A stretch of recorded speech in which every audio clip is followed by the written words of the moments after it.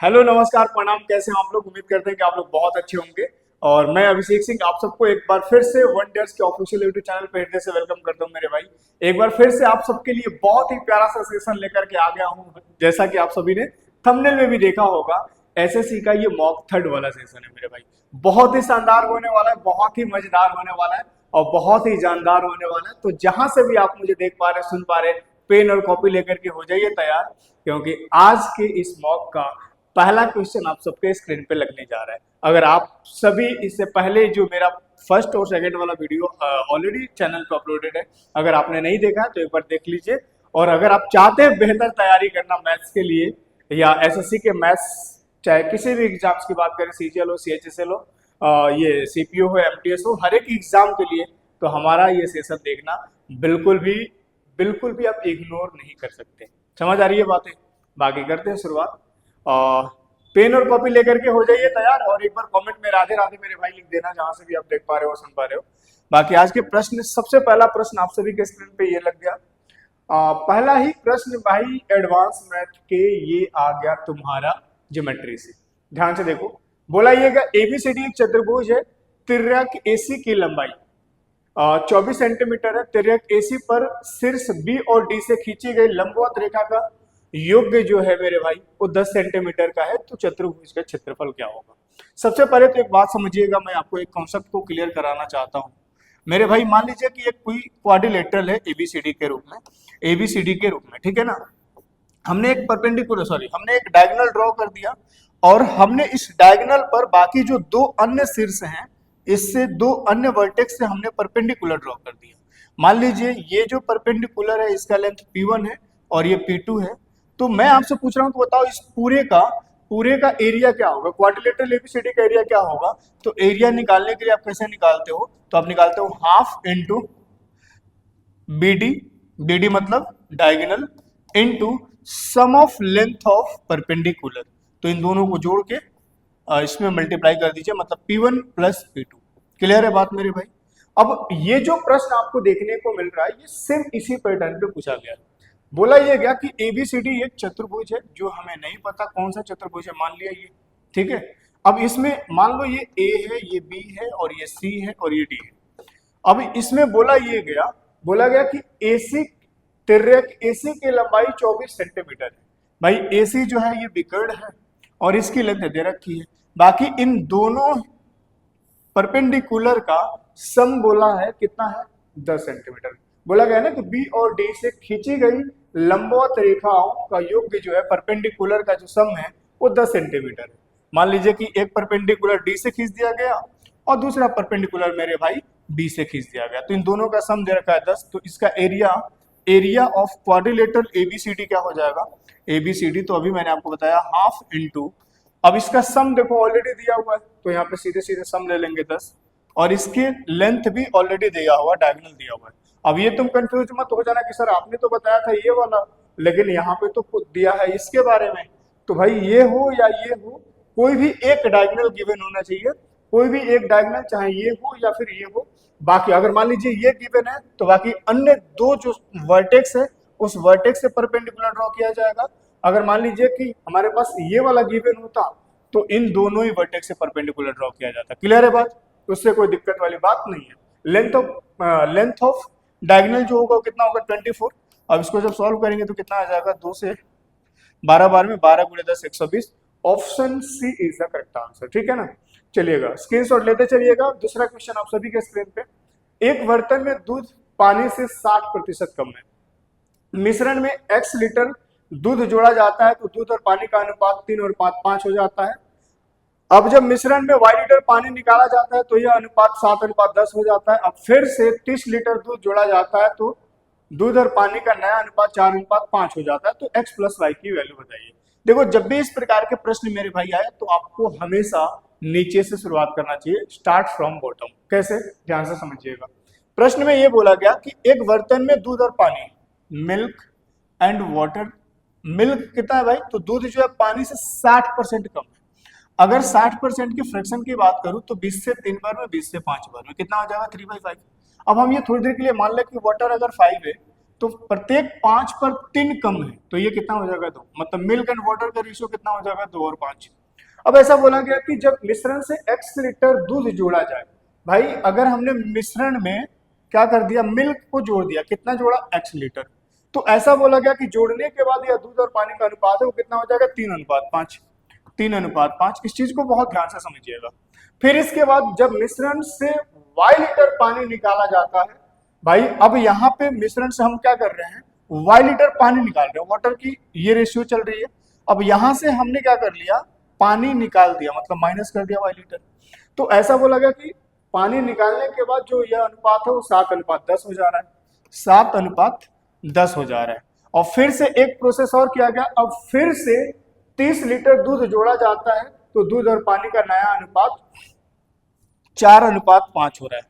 भाई ये 4:5 कब हो रहा है, जब हमने इसमें दूध जोड़ा, दूध मतलब कि इसमें हमने ऐड किया होगा, बात समझ रहे हो, कितना ऐड किया, तो इसमें हमने ऐड किया है 3, कितना ऐड किया, तो हमने इसमें किया है 3 नहीं 30, सॉरी 30 लीटर। क्लियर है बात। अब बहुत ध्यान से चीजों को समझिएगा। देखो एक बात ऐसे समझो कि अगर मैं बात करूं मेरे भाई यहां पे इस प्रश्न में, तो यहां पे एक बार पहले दूध में जोड़ा गया, फिर पानी में घटाया गया, फिर दूध में जोड़ा गया, और ये शुरुआती रेशियो था, और ये जो रेशियो है अभी बाद का रेशियो है।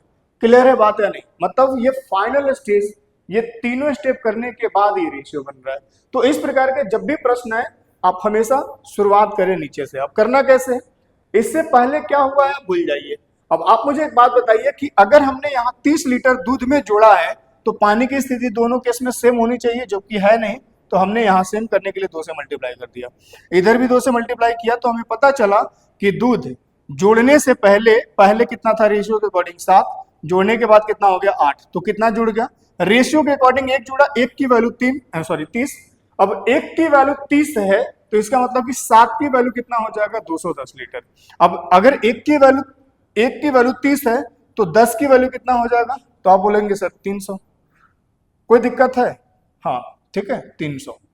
अब आप मुझे बताइए 1 की वैल्यू 30 है, तो यहां से 10 की वैल्यू कितना हो जाएगा 300। अब आप मुझे बताइए कि फिर इसके नीचे वाले रेशियो से अब हमें कुछ मतलब रह जाएगा, नहीं रह जाएगा। अब इतनी सी बात बताइए कि यहाँ पे अगर हमने पानी को निकाला था, तो क्या दूध की वैल्यू यहाँ दोनों केस में सेम होनी चाहिए।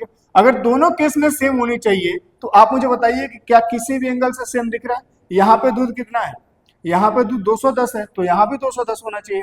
मतलब इस 3 की वैल्यू अगर 210 है, 3 की वैल्यू अगर 210 है, तो 1 की वैल्यू कितना 70 होना चाहिए, बोलो हाँ या ना। और 1 की वैल्यू 70, तो 5 की वैल्यू कितना होना चाहिए 350। तो एक बात क्लियर है कि y की वैल्यू तो हमें मिल गया भाई 350 लीटर पानी से अगर यहाँ पे 300 लीटर पानी बचा हुआ है, इसका मतलब कि y के रूप में 50 लीटर पानी निकाला गया होगा, बोलो हाँ या ना। अब इसके बाद समझो, अब इसके बाद ये दोनों रेशियो से कोई मतलब नहीं रह जाएगा। अब हम शुरुआती के दोनों रेशियो को यूज करके फिर x की वैल्यू निकाल लेंगे। कैसे, अब आप मुझे बताइए कि अगर यहाँ पे दूध में मैंने जोड़ा है, तो पानी की वैल्यू दोनों ही केस में सेम होना चाहिए। अब यहाँ पे रेशियो में अगर देखा जाए तो सेम है भी, मतलब यहाँ पे 5 बराबर 350 के है, तो यहाँ भी 5 बराबर 350 होगा। क्या इस बात को आप समझ पा रहे हैं। अगर 5 की वैल्यू 350 के, तो 1 की वैल्यू कितना हो जाएगा 70, और 1 की वैल्यू 70, तो 2 की वैल्यू कितना हो जाएगा 140। और अगर पहले मिल्क 140 लीटर था और इसमें x लीटर ऐड करने के बाद 210 हो गया, तो कितना ऐड किया गया होगा 70, मतलब x की वैल्यू जो होगा वो कितना होगा 70 हो जाएगा। अब दोनों निकालना था इनका सम x प्लस वाई, तो 70 और 50 मिल करके कितना हो जाएगा मेरे भाई, ऑप्शन ए 120 इसका फाइनल आंसर हो जाएगा। उम्मीद है इस बात को आप समझ गए होंगे। इस प्रश्न को करो, ये भी बड़ा बढ़िया सा ट्रेन से रिलेटेड ये प्रश्न है। एक रेलगाड़ी स्टेशन P से स्टेशन Q की ओर, एक रेलगाड़ी स्टेशन P से स्टेशन Q की ओर 60 किलोमीटर प्रति घंटा की एक समान गति से दौड़ना शुरू करती है। उसी समय एक अन्य रेलगाड़ी स्टेशन Q से स्टेशन P की ओर चलना शुरू करती है। यदि स्टेशनों P और Q के बीच की दूरी 275 किलोमीटर है और रेलगाड़ियां 2.5 घंटे के बाद मिलती है, तो स्टेशन P की ओर चलने वाली ट्रेन की गति क्या होगी, किलोमीटर में बताना है। मेरे भाई यहाँ पे प्रश्न कहने का मतलब ये है कि एक यहाँ पे स्टेशन P के रूप में, प्रश्न का मतलब ये है कि एक स्टेशन यहाँ P है और यहाँ पे Q है, इन दोनों के बीच की दूरी कितना 275। एक ट्रेन चल रही है यहाँ से, दूसरी ट्रेन चल रही है यहाँ से। यहां से जो चल रही है पी से क्यू वो 60 किलोमीटर पर आवर की स्पीड से चल रही है, और इधर से जो आ रही है इस ट्रेन की स्पीड हमें नहीं पता है। क्लियर है बात? लेकिन इतना जरूर पता है कि जब दोनों एक ही टाइम पे, बोला गया ना, देखो एक समान गति से दौड़ना शुरू करती है कब? उसी समय, ठीक है, एक समान गति से दौड़ती है पहले वाली ट्रेन, और उसी समय दूसरी ट्रेन क्यू से पी की ओर चलना शुरू करती है। मतलब इसका यह है कि दोनों के स्टार्टिंग टाइम जो है वो सेम है। अगर स्टार्टिंग टाइम सेम है, मान लीजिए कि ये इधर से दौड़ते हुए आ रही है, ये इधर से दौड़ते हुए जा रही है, तो कहीं ना किसी पॉइंट पर तो ये मिली होंगी ना, बोलो हाँ है ना? तो स्टार्टिंग टाइम अगर सेम है तो मीटिंग टाइम भी सेम होगा। खैर यहाँ पे हमें रेशियो से कोई मतलब था नहीं। आप मुझे एक बात बताइए कि अगर ये दोनों ट्रेन 2.5 घंटे के बाद मिल रही है, तो ये जग जाहिर है, ये पाकिस्तान के बच्चा भी बता देगा कि मेरे भाई अपोजिट डायरेक्शन के केस में स्पीड जुड़ जाता है। क्लियर है बात? सेम डायरेक्शन के केस में स्पीड माइनस हो जाता है। अब इतनी सी बात मुझे बता दो कि अगर डिस्टेंस कुल 275 किलोमीटर इसने दोनों ट्रेन ने तय किया, कितने? 2.5 घंटे में, तो अपोजिट डायरेक्शन में दोनों की स्पीड जुड़ी होगी, तभी 2.5 घंटा में इन्होंने तय किया। अगर दोनों मिल करके 2.5 घंटे में तय किया तो फिर स्पीड क्या होनी चाहिए भाई? अगर स्पीड मुझे निकालना होगा इन दोनों ट्रेन की स्पीड क्या रही होगी, तो उसके लिए क्या करेंगे? डिस्टेंस को डिवाइड कर देंगे टाइम से। टाइम है कितना? 2.5 का मतलब 5/2, 2 पर 4 के मल्टीप्लाई हो जाएगा। 5 से काटेंगे तो कितने? 5 से 5 बार में 55 दूनी 110। इसका मतलब ये है कि दोनों ट्रेन की जो अपोजिट डायरेक्शन की गति थी ना, स्पीड जो थी वो 110 किलोमीटर पर आवर था। मेरे भाई उसमें से एक ट्रेन जो पी से क्यू की ओर चल रही थी उसकी स्पीड 60 है, तो दूसरे की स्पीड कितना होना चाहिए? ऑप्शन है 50 किलोमीटर पर आवर। क्लियर है बात? चलिएगा जल्दी से फटाफट इस प्रश्न को देखो। ये भी प्रश्न बहुत ही प्यारा है, और ये प्रश्न जो है ये आपका टाइम एंड वर्क से है। बोला यह गया कि x किसी निश्चित कार्य को 84 दिन में कर सकता है, ठीक है, y x से 50% कम कुशल है, जबकि z उसी कार्य को करने में 28 दिन कम लेता है, 28 दिन लेता है। कार्य को पूरा करने के लिए y ने कार्य शुरू किया 3 दिन के बाद, x उसके साथ जुड़ गया, और z शुरुआत से 7 दिन के बाद उसके साथ जुड़ गया। तो कार्य को पूरा करने के लिए z ने कितने दिनों तक कार्य किया? X can do a certain work in 84 days. Y is 50% less efficient than X, while Z takes 28 days to do the same work to complete the work. Y started the work, X joined him after 3 days, and Z joined them after 7 days from the beginning. For how many days did Z work to complete the work? मेरे भाई इसका मतलब बस इतना सा है, बहुत ध्यान से चीजों को समझिएगा। ये प्रश्न में बोला गया कि किसी कार्य को x जो है ये 84 दिन में कर लेता है, ऐसा हमसे बोला गया। और इसके बाद y जो है ऐसा बोला गया कि y x से 50% कम कुशल है। 50% कम कुशल का मतलब समझ रहे हैं? मैं ये कह रहा हूं कि आप मेरे से 50% कम कुशल है। इसका मतलब ये हुआ कि अगर हम एक दिन में 2 यूनिट काम करेंगे तो आप 1 काम करेंगे। आप इस बात को समझ पा रहे हैं? अगर y x से 50% कम कुशल है, मतलब इसका ये कि हम अगर मान लो x है, y के रूप में आप हो, तो अगर हम आज एक दिन में 2 काम करेंगे तो आप एक दिन में 1 काम करेंगे, मतलब जस्ट मेरे आधा काम करेंगे। अब आप मुझे बताइए कि अगर आपकी स्पीड मतलब काम करने की हमसे आधा है, तो किसी कार्य पर अगर हम दोनों लोगों को लगाया जाए, हम जितना दिन में उस काम को कंप्लीट कर लेंगे, अगर आपका एफिशिएंसी मेरे से आधा है, तो क्या उसी काम को मेरे द्वारा लिया गया जितना भी समय होगा उस समय के क्या दोगुना समय आपको नहीं लगेगा? अगर आपका एफिशिएंसी आधा है तो समय आपको दोगुना देना पड़ेगा, बोलो हाँ या ना?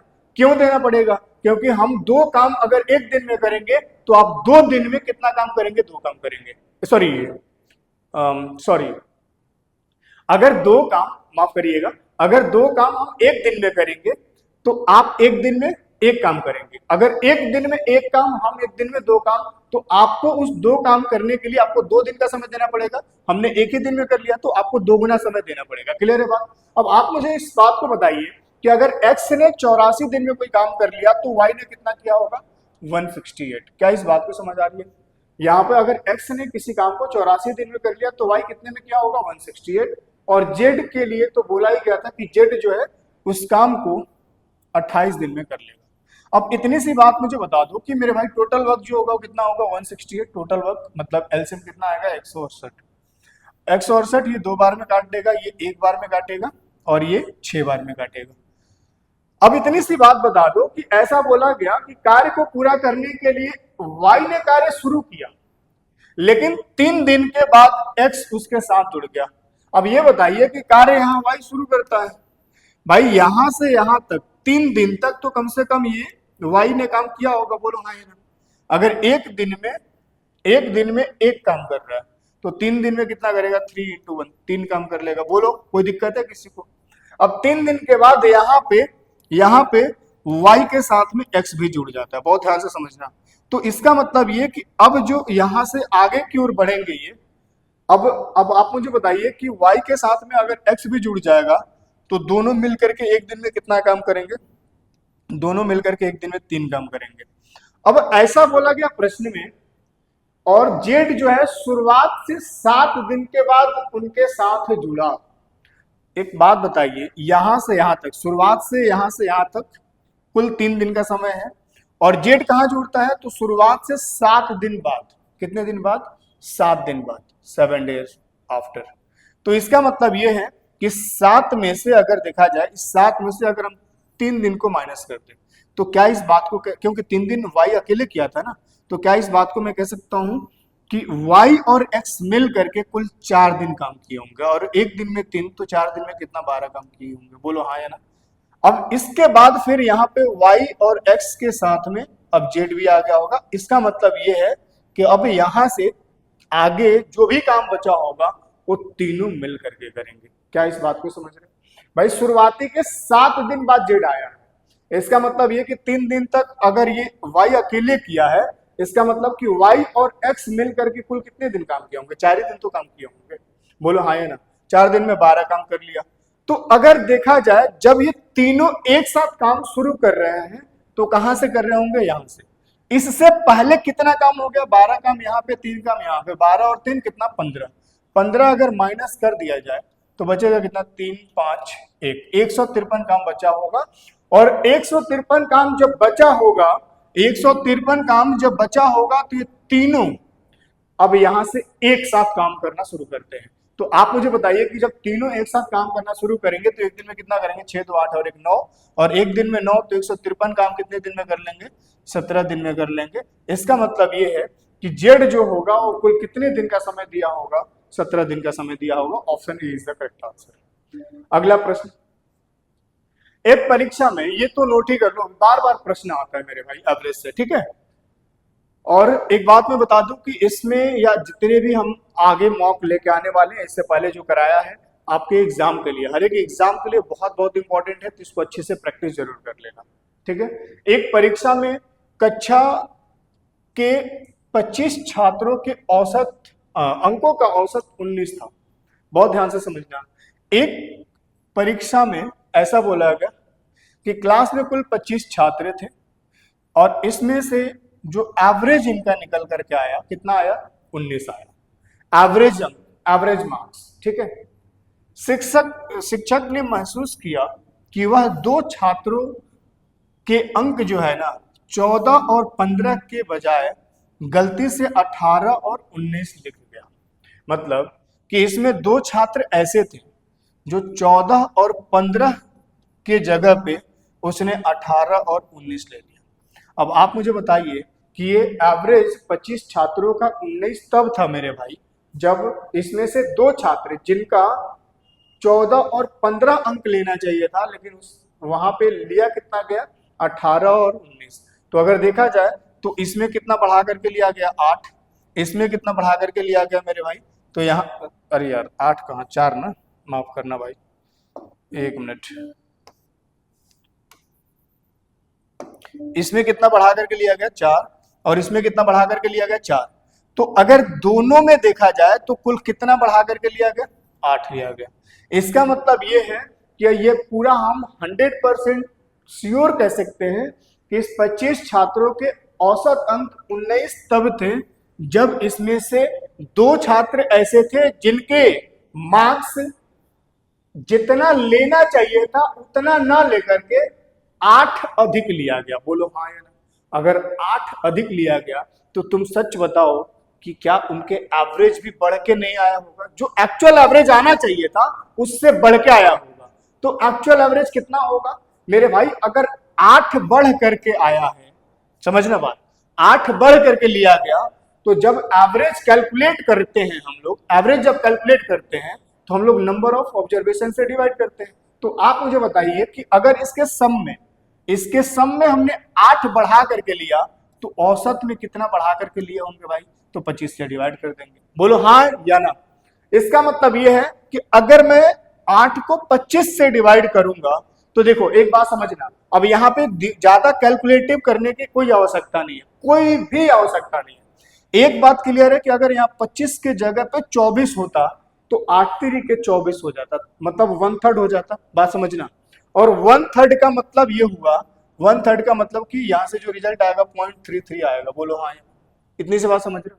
तो एक बात तो क्लियर है कि जो अपना एवरेज आएगा वो कितना आएगा भाई? 19 ना आकर के यहाँ पे 18 दशमलव समथिंग आएगा। अब कोई ऐसा ऑप्शन है जो 18 दशमलव समथिंग दिख रहा है? तो option C is the correct answer. ज्यादा दिमाग इसमें लगाना ही नहीं था भाई। यहाँ पे 24 ना देकर के 25 दिया है, तो ज्यादा से ज्यादा यही हो सकता है ना कि थोड़ा सा, मतलब 0.33 के जगह पे थोड़ा छोटा वैल्यू होगा। क्लियर है बात या नहीं? बोलो हाँ या ना, क्योंकि बेस वाली वैल्यू जब बढ़ेगी तो कहीं ना कहीं रिजल्ट के रूप में वो छोटा आने लगेगा। सिंपल सी बात समझना, जैसे 100 को हमने क्या कर दिया, 4 से डिवाइड किया तो अभी कितना आया 25, लेकिन 100 को ही अगर हम 5 से डिवाइड करेंगे, बेस की वैल्यू बढ़ गई तो अब रिजल्ट कितना आ गया 20, छोटा आने लग गया कि नहीं? तो जब बेस वैल्यू बढ़ेगा तो ये रिजल्ट के रूप में छोटा आने लगेगा। इसीलिए मैं कह रहा था कि अगर ये 24 होता तो 8 के 24 1/3 हो जाता, लेकिन अगर यहाँ 25 है तो 0.33 से थोड़ा कम आएगा, और थोड़ा कम आने का मतलब कि जो भी होगा वो नियर अबाउट इसके होगा। क्लियर है बात? 18 से तो कुछ ज्यादा होगा ना, 18.5 से तो कुछ ज्यादा होगा, बात खत्म। बाकी आगे बढ़ते हैं। इस प्रश्न को देखो, ये भी एवरेज सही प्रश्न है और बहुत ही प्यारा सा, बहुत ही जानदार, शानदार, लाजवाब सा। एक आईपीएल मैच में 22 खिलाड़ी के औसत 72 है। बहुत ध्यान से समझना, टोटल 22 खिलाड़ी हैं, इनके औसत कितना है? 72 है।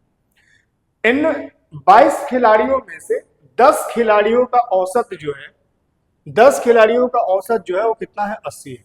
मेरी बात को बहुत ध्यान से समझना। देखो यहाँ पे आप चाहो तो बेसिक वाला कॉन्सेप्ट भी लगा सकते हो। सम निकालने के लिए हम क्या करते हैं, तो यहाँ पे एवरेज को मल्टीप्लाई कर देते हैं, किससे?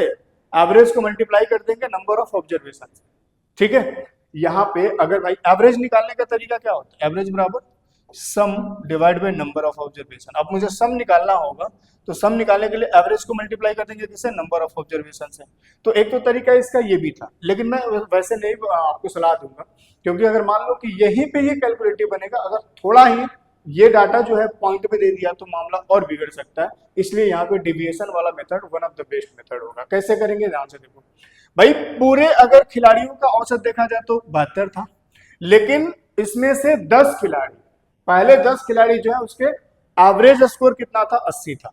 इसके बाद अगले 5 खिलाड़ी ऐसे हैं जिनका एवरेज स्कोर कितना? 75 है। भाई ये 10 का जो एवरेज था वो 80 है। अगले 5 प्लेयर ऐसे हैं जिनका औसत कितना है? तो ये 75 है। और फिर उसके अगले 5 जो है उनका औसत कितना है? 55 है। तो बताना ये था कुल यहाँ पे कितने खिलाड़ी आ गए? 10, 5, 15, 15 और 5, 20। अब यहाँ पे अगर देखा जाए तो शेष 2 खिलाड़ियों का औसत स्कोर कितना है ये आपको बताना है। टोटल अगर 22 थे, टोटल अगर 22 प्लेयर थे, जिसमें से हम लोगों ने 20 को तो काउंट कर लिया, जो बचे हुए 2 प्लेयर हैं उनके हमें एवरेज स्कोर बताना है कि ये कितना होगा, बता दो मेरे भाई। ये बात बताना, अगर मैं डिविएशन वाला तरीका लगाऊं, भाई इन 22 का औसत जो है 72 है, पर इन 10 का जो औसत है वो 80 है। मतलब एक्चुअल एवरेज से इसका औसत कितना कम है भाई, सॉरी कितना ज्यादा है? तो आप बोलेंगे सर 8 ज्यादा है। अब 8 अगर इसके ओरिजिनल एवरेज, मतलब टोटल जो एवरेज था, इस टोटल से इसका औसत कितना ज्यादा है? तो आप बोलेंगे सर 8 ज्यादा है। अगर 8 ज्यादा है तो आप मुझे बताओ कि यहाँ पे अगर एवरेज में 8 ज्यादा है तो नंबर ऑफ ऑब्जर्वेशन में कितना ज्यादा होगा भाई? अगर टोटल 10 है तो इसका मतलब ये है कि नंबर ऑफ ऑब्जर्वेशन में जो ज्यादा होगा वो कितना होगा? 8 गुणे 10 कितना ज्यादा होगा? 80 ज्यादा होगा। बात समझ रहे हो? इसके बाद अब आप मुझे बताइए कि ये एक्चुअल एवरेज से इनका औसत कितना ज्यादा है? तो आप बोलेंगे सर 3 ज्यादा है। अब ये औसत में 3 ज्यादा है तो इसका मतलब ये कि नंबर ऑफ ऑब्जर्वेशन अगर यहाँ पे 5 है तो इनके सम में कितना ज्यादा होगा? भाई अगर एक में ज्यादा, एवरेज किसी एक चीज को रिप्रेजेंट करेगा, किसी एक चीज की वैल्यू को रिप्रेजेंट करेगा। अब आप मुझे बताइए कि एक खिलाड़ी के औसत में अगर 3 की वृद्धि है यहाँ पे, तो 5 में कितना हो जाएगा? 15। बोलो हाँ या ना। आप इसको ऐसे भी समझ सकते हो कि अगर एक्चुअल एवरेज 72 था और इन सिर्फ पांचों की बात करें तो 75 है, तो अगर 72 से 75 मतलब कितना ज्यादा? 3 है। अगर एवरेज में 3 ज्यादा है तो नंबर ऑफ ऑब्जर्वेशन कितने? 5 है। 5 को मल्टीप्लाई करेंगे 3 से तो हमें पता चल जाएगा कि इसके ओवरऑल सम में कितना ज्यादा हो। इसके बाद अगर मैं इन पांचों की बात करूं तो इनके एक्चुअल एवरेज से इनकी जो आप देखेंगे तो इनका जो पांचों का जो अंतिम 5 है, इनका जो औसत है वो 55 है। मतलब एक्चुअल एवरेज से कितना कम है? तो आप बोलोगे सर 17 कम है। अगर औसत में 17 कम है तो इसके सम में कितना कम होगा? तो आप बोलोगे सर यहाँ पे अगर 5 खिलाड़ियों का ये औसत है तो इनके सम में कितना कम होगा? बताओ। 5 से मल्टीप्लाई कर देंगे मतलब 85 कम होगा। क्लियर है बात मेरे भाई? अगर देखा जाए तो यहाँ से डिविएशन लगा दिया जाए, डिविएशन कितना आ जाएगा?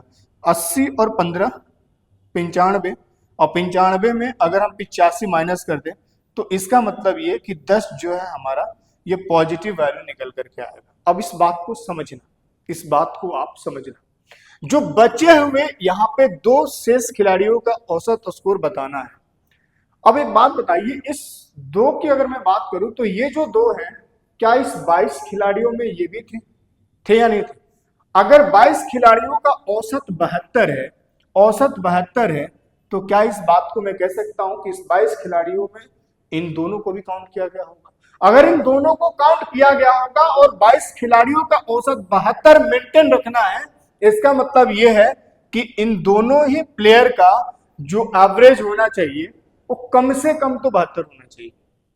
तो सम कितना होना चाहिए? अगर एवरेज 72 है तो सम कितना? तो आप बोलोगे सर 72 दूनी 144, 144। इसका मतलब यह है कि इन दोनों का स्कोर, अब कौन कितना, इन दोनों में से कौन कितना बनाया होगा ये हमें नहीं पता, पर इतना जरूर पता है कि अगर एवरेज 72 रखना है तो कम से कम हमें इतना तो होना चाहिए, इतना तो हमें मतलब इनका स्कोर मिलना ही चाहिए, मतलब इनको इतना स्कोर तो बनाना ही चाहिए। लेकिन जब हमने यहाँ पे इनको बाकी जो इन दोनों को छोड़ दिया जाए, बाकी 20 को मैंने चेक किया तो यहां से मुझे ये पता चला कि जो एक्चुअल एवरेज था ना, एक्चुअल एवरेज 72 से अगर देखा जाए तो मैंने यहाँ पे डेविएशन वाले मेथड लगाया तो हमें पता चला कि इनके सम में 10 ज्यादा है, 10 ज्यादा है। मतलब इसका यह है कि जो हमें औसत चाहिए था, इन सभी ने जितना भी रन बनाया होगा इसके औसत के हिसाब से 10 रन ज्यादा बनाया है।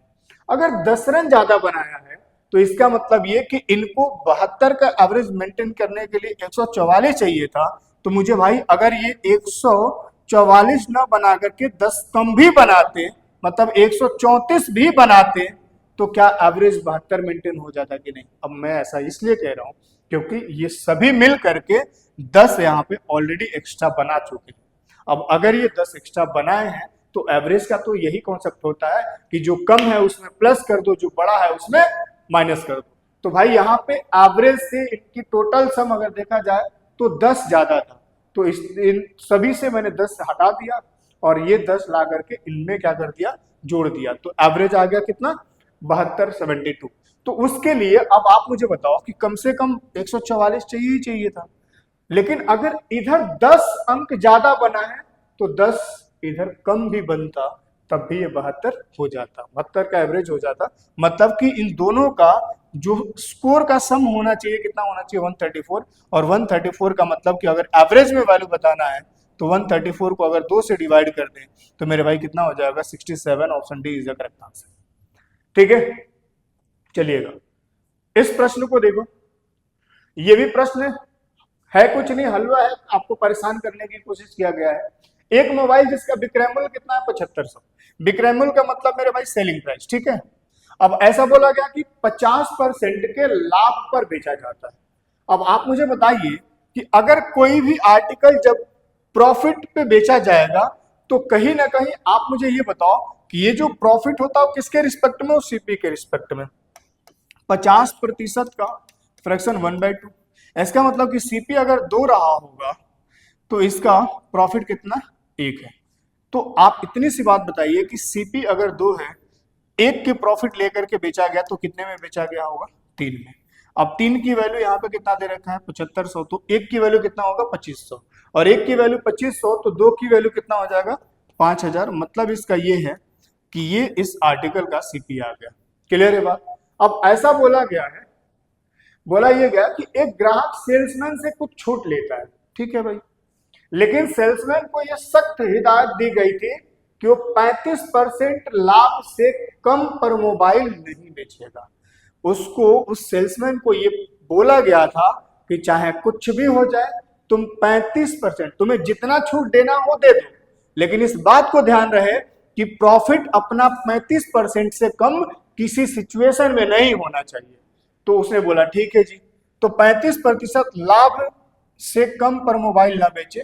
ऐसे में सेल्समैन ग्राहक को कितना विक्रय मूल्य दे पाएगा, मतलब ऐसे में जो सेल्समैन है वो ग्राहक को कितने रुपए में बेच पाएगा, ये आपसे पूछा गया। अब आप मुझे बताइए कि अगर आर्टिकल का कॉस्ट प्राइस 5000 है, बहुत ध्यान से समझना, आर्टिकल का कॉस्ट प्राइस 5000 है और हम चाह रहे हैं कि इस 5000 पे 35% का प्रॉफिट कमाए। तो 35% प्रॉफिट कमाने का मतलब ये है कि मेरे भाई यहाँ पे ये 5000 जो है सीपी की वैल्यू है, और सीपी अपने आप में कितना होगा, 100% की वैल्यू होगा। अब इसका मतलब ये हुआ कि अगर 100% की वैल्यू गिवन है तो हमने 100% से डिवाइड कर दिया, ठीक है, और हमें 35% लाभ चाहिए। तो 35% लाभ का मतलब कि 100 की चीज 135 में बेचना होगा, तो मुझे 135% की वैल्यू निकालना है। क्लियर है बात है नहीं। अब यहां से काट लोगे तो ये घट जाएगा 5 से 20 बार में, 5 से 27 बार में, और इसको जब काटोगे तो ये कितने बार में कट जाएगा, 0 से 0 और 2 से 250 बार में कट जाएगा। और 27 गुणे 25, 27 गुणे 25 ये कितना हो जाएगा, 675, और 1 0 और आ जाएगा। मतलब इसका ये है कि ऑप्शन ए इसका फाइनल आंसर। इसमें कुछ करना ही नहीं था, ठीक है, बस ऐसे सिंपली ऐसा प्रश्न दे करके आपको लैंग्वेज में फंसाने की कोशिश किया गया था। ठीक है, अगला प्रश्न, इस प्रश्न को देखो।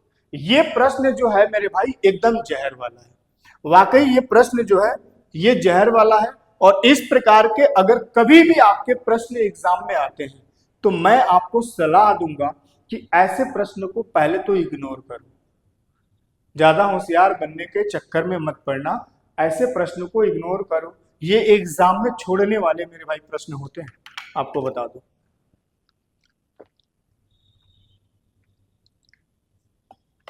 ठीक है, ऐसा मैं क्यों कह रहा हूं, देखो यहां पे एक दुकानदार 5%, 10% और 15% की 3 क्रमिक छूट देने के बाद वस्तु की लागत मूल्य पर 40% लाभ कमाता है। बहुत ध्यान से चीजों को समझना। अब ये मुझे बताओ कि अगर यहाँ पे ये छूट दे रहा है तो कहीं ना कहीं बेच रहा होगा। छूट किसके रिस्पेक्ट में दिया जाएगा, एमआरपी के रिस्पेक्ट में। अब 5% का फ्रैक्शन कितना होगा, 1/20, 10% 1/10 और 15% 3/20। कोई दिक्कत है? मतलब यहां पे अगर पहले केस में बात करा जाए तो 20 की चीज पे 1 का छूट तो 19 में बेचेगा, दूसरे केस में 10 की चीज पे 1 का छूट तो 9 में बेचेगा, और तीसरे केस में मेरे भाई 20 की चीज पे 3 का छूट है तो कितने में बेचेगा, 17 में बेचेगा। तो यहां से एमपी और एसपी, एमपी कितना बन जाएगा 4000 और एसपी कितना बन जाएगा, तो 19 9 171, 171 गुणे 17। अब देखो इसको फाइनल रिजल्ट के चक्कर में मत पड़ना, छोड़ दो इसको इतना ही पे, हमें रिजल्ट शायद निकालने की आवश्यकता भी नहीं पड़ेगी। ठीक है ना, ध्यान से समझना। यहां से हमें एमपी और एसपी के रेशियो मिल गया।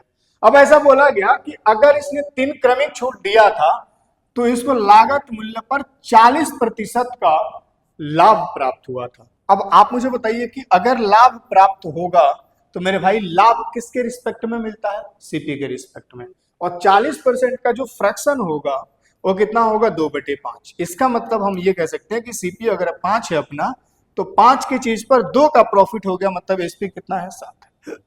क्लियर है बात। अब कुछ बच्चा यहाँ पे क्या करेगा कि यहाँ एसपी जो है वो इतना है और यहाँ पे एसपी इस रेशियो के अकॉर्डिंग 7 है, तो कुछ लोग यहाँ पे इसको इक्वल करने के चक्कर में पड़ जाएंगे। मत करना, हमें सिर्फ और सिर्फ रेशियो पे भी काम चल जाएगा यहाँ से, इसीलिए इसको हम मल्टीप्लाई नहीं कर रहे हैं। क्लियर है बात। अब मेरी बात को बहुत ध्यान से सुनो।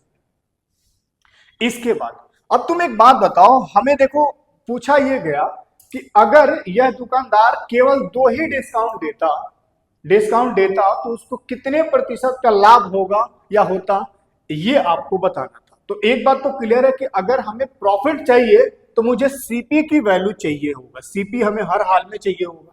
बोलो हाँ या ना। अब यहां से अगर देखा जाए मेरे भाई, तो एसपी कितना है 7 यूनिट, और इस 7 यूनिट की वैल्यू कितना है 171। थोड़ा सा यहाँ पे देखना, थोड़ा सा इसको फोकस करना कि एसपी की वैल्यू कितना है। एसपी है यहाँ पे 7 यूनिट। अबे यार, एसपी कितना है 7 यूनिट। अब 7 यूनिट की वैल्यू कितना दे रखा है, तो 171 गुणे 17, तो 1 यूनिट की वैल्यू कितना आएगा 171 गुणे 17 बटे में 7, यही आएगा। बोलो हाँ या ना। एक की वैल्यू, अगर यहां से एक की वैल्यू इतना है तो हमें सीपी निकालना था, सीपी कितना आ जाएगा, तो इसमें सीपी में मल्टीप्लाई कर देंगे 171 गुणे 17 बटे में 7। पूरा इसको नहीं करना है, समझ आ रही है बात है भाई। इसकी वैल्यू यहाँ इतना गिवन था, ठीक है, कोई दिक्कत है, तो मैंने यहां से उसके हिसाब से इसको इक्वल करके यहां से इसका सीपी निकाल लिया। क्लियर है बात, पक्का ना। आगे बढ़ते हैं। अब ऐसा बोला गया, अब हमारे पास सीपी कितना आ गया, तो सीपी ध्यान रखना ये है, इसको सॉल्व नहीं करना, इस बात को बस ध्यान रखना। अब ये बोला गया कि अगर दुकानदार, अब यहां से एक दूसरा प्रश्न शुरू हो जाता है। बोला गया कि एक दुकानदार, यदि वह दुकानदार केवल 2 ही छूट देता, पहला 5%, दूसरा 10%, तो उस केस में एमपी और एसपी का रेशियो कितना बनता मेरे भाई, तो 5% मतलब 1/20, 20 की चीज 19 में, 10% मतलब 1/10, 10 की चीज 9 में। तो उस केस में एमपी और एसपी के बीच रेशियो कितना बन जाता 200, और यहाँ पे कितना 171। समझ रहे हो कितना कैलकुलेटिव हो रहा है। लेकिन कोई बात नहीं, इसके बाद अब आंसर आ जाएगा। आप मुझे ये बताइए, बहुत ध्यान से समझिएगा, पहले केस में यहां पे एमआरपी कितना था 4000, दूसरे केस में एमआरपी कितना है 200। अगर यहां पे देखा जाए तो दोनों ही केस में आर्टिकल तो सेम है। अगर आर्टिकल सेम है, 2 बार बेचा गया ना, पहले इतना का छूट दे करके बेचा गया और दूसरे केस में इतना छूट दे करके बेचा गया, तो मेरे भाई यहाँ पे अगर दोनों ही केस में आर्टिकल सेम है तो यहाँ 2 बात सेम होने वाला है। क्या, इसका एमआरपी दोनों ही केस में इक्वल होगा, पहली चीज, बोलो हाँ या ना, और इसका सीपी भी दोनों केस में इक्वल होगा। सेलिंग प्राइस इक्वल नहीं होगा, बोलो क्यों, क्योंकि सेलिंग प्राइस इसलिए नहीं इक्वल होगा कि पहले केस में कुछ और छूट दिया गया, दूसरे केस में कुछ और छूट दिया गया, तो भाई अलग अलग छूट देकर के बेचोगे तो उसका सेलिंग प्राइस में तो अलग अलग आएगा। इसका मतलब यह है कि यहाँ एमआरपी मुझे दोनों केस में सेम रखना था, और यहाँ दोनों केस में सेम रखने के लिए आप मुझे बताओ कि इसमें कितने से मल्टीप्लाई करना था, तो मुझे यहाँ पे 20 से मल्टीप्लाई करना था। बोलो हाँ या ना। अगर 20 से मल्टीप्लाई इधर, तो 20 से इधर भी करना था। अब यहां तक कहानी अगर आप समझ गए तो हमने यहां तक रेशियो, मतलब यहां तक समझ लो कि आंसर तक पहुंच गए। लेकिन इतना एग्जाम में कौन करेगा यार, समय है नहीं रहता है। तो मैं तो ये सलाह दूंगा कि आप या तो लास्ट में करिए, नहीं तो छोड़ दीजिए, बहुत ज्यादा इसमें आपको परेशान होने की, उलझने की जरूरत नहीं है। अब आप मुझे बताइए कि अगर इतना छूट दे करके बेचा जाएगा तो कितने में बेचा जाएगा, 171 गुणे 20 में। अगर सीपी की मैं बात करूं तो कितना है मेरे भाई, तो सीपी इतना है। अब अगर मुझे प्रॉफिट परसेंट चाहिए तो प्रॉफिट परसेंट तो मेरे भाई रेशियो से भी निकाल सकते हैं। अब अगर मैं इन दोनों में रेशियो निकालूं तो क्या क्या कट सकता है, ध्यान से देखो। यहां पर इस बॉक्स को थोड़ा सा ध्यान से समझना, इसका हम पेन का साइज कम कर देते हैं, ठीक है, ताकि लिखने में कोई दिक्कत ना हो। अब ध्यान से देखना, सीपी, यहां पे सीपी कितना है भाई, तो 5 5 गुणे 171 इंटू 17 डिवाइड बाई 7, यही है। और एसपी कितना है, तो एसपी है तुम्हारा 171 इंटू 20। अब इससे ये पूरा कट जाएगा। अब समझ में आया क्यों हम कह रहे थे कि मल्टीप्लाई मत करो, 5 से 4 बार में कट जाएगा। तो यहाँ पे कितना बचेगा, सीपी हो जाएगा 17 और ये 7 इस तरफ जाकर के मल्टीप्लाई हो जाएगा, तो कितना हो जाएगा 7 चौक 28। मतलब 17 की चीज 28 में बेचा जाएगा तो प्रॉफिट कितने का, 11 का। और 11 का प्रॉफिट अगर 17 के रिस्पेक्ट में, तो यहाँ से जो फाइनल आंसर आएगा वो कितना आ जाएगा, तो यहाँ से परसेंटेज में चेंज करने के लिए 100% से मल्टीप्लाई कर देंगे, और 100% से मल्टीप्लाई करेंगे तो इसका जो फाइनल आंसर आएगा वो कहीं ना कहीं 64.71 ये आना चाहिए। क्लियर है बात, एक बार क्रॉस चेक कर लीजिएगा, ठीक है ना। इसको अगर सॉल्व करेंगे तो इतना आना चाहिए, ठीक है। बाकी हम आगे बढ़ते हैं। तो इस प्रकार के मेरे भाई जब भी क्वेश्चन आए तो या तो इसको लास्ट में करो, और नहीं तो मेरा अगर बात मानोगे तो इसको छोड़ दो, ठीक है। अब देखो इस प्रश्न को, बहुत ही प्यारा मेंसुरेशन का ये प्रश्न है। एक ठोस धातु के आयताकार घनाभ के आयाम 36 सेंटीमीटर, 54 सेंटीमीटर और 24 सेंटीमीटर है। इसे पिघलाकर समान आयतन वाले 8 घनों में ढाला गया। इन घनों के पृष्ठीय क्षेत्रफलों का योग कितना होगा आपको बताना है। मेरे भाई, the dimensions of a solid metallic cuboid are 36 centimetre, 54 centimetre and 24 centimetre, 36, 54 and 24 centimeter. It is melted and recast into 8 cubes of same volume. The sum of the surface area these of cube each. एक बात बहुत ध्यान से समझिएगा, यहाँ पे अगर हम छोटे छोटे क्यूब में बांट दें, छोटे छोटे क्यूब में ऐसे बांट दें, ठीक है ना, छोटे छोटे 8 क्यूब में, तो आप इतनी सी बात बताइए कि क्यूब का जो पृष्ठीय क्षेत्रफल होता है वो कितना होता है, 6a² होता है, चाहे वो छोटा हो या बड़ा हो। अगर हम ऐसे ऐसे 8 घन में बांटते हैं तो मेरे भाई आठों का अगर मुझे टोटल सरफेस एरिया का सम चाहिए तो मैं क्या करूंगा, 6a², 8 बार जोड़ूंगा, बोलो हाँ है ना। लेकिन आपको मेरे ख्याल से इस बात को समझ होगा कि 8 बार जोड़ने से ज्यादा अच्छा है कि 8 से मल्टीप्लाई कर दे। क्लियर है बात। तो इसका मतलब कि जो आंसर आएगा वो कितना आएगा, 48a²।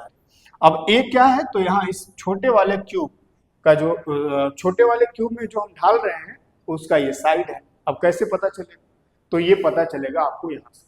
अब ये बताइए कि एक क्यूबॉइड जिसका डायमेंशन यहाँ पे इतना दे रखा है, इसको पिघलाया गया और हमने छोटे छोटे 8 घन में बांटा, इसका मतलब ये हुआ। आप मुझे एक बात बताइए कि एक घन का जो आयतन होता है वो कितना होता है, 1 क्यूब। क्लियर है बात, 1 क्यूब। अब ऐसे ऐसे कितना मेरे भाई, 8 घन में बांटा गया। तो क्या इस बात को मैं कह सकता हूं कि इस क्यूबॉइड का जो वॉल्यूम होगा इन 8 घन के बराबर होगा। और क्यूबॉइड के वॉल्यूम कितना होगा, तो 36 गुणे 54 गुणे 24। बोलो कोई दिक्कत है। अब ये दोनों ही वॉल्यूम बराबर था तो मैंने कर लिया बराबर, 8 से 3 बार में काट दिया। अब इतनी सी बात समझिएगा कि यहाँ से a की वैल्यू कितना आएगा, डायरेक्ट करो। देखो अब यहाँ से क्यूब हटाओगे, इधर जाएगा तो एक क्यूब रूट में आ जाएगा, और क्यूब रूट में आने का मतलब कि यहाँ पे रिजल्ट जो होगा कुछ इस प्रकार से हो जाएगा, 36 गुणे 54 गुणे 3। अब आप बहुत अच्छे से जानते हैं कि क्या हम पूरा मल्टीप्लाई करेंगे फिर यहाँ चेक करेंगे किसका ये क्यूब बनेगा नहीं बनेगा, नहीं, हम अंदर ही ब्रेक कर लेते हैं। अब अगर ये क्यूब रूट में है तो इसका मतलब कि हमें ब्रेक करने के बाद 3-3 का पेयर बनाना होता है। अब आप मुझे बताइए कि इस 54 को क्या मैं 54 को एक काम करो और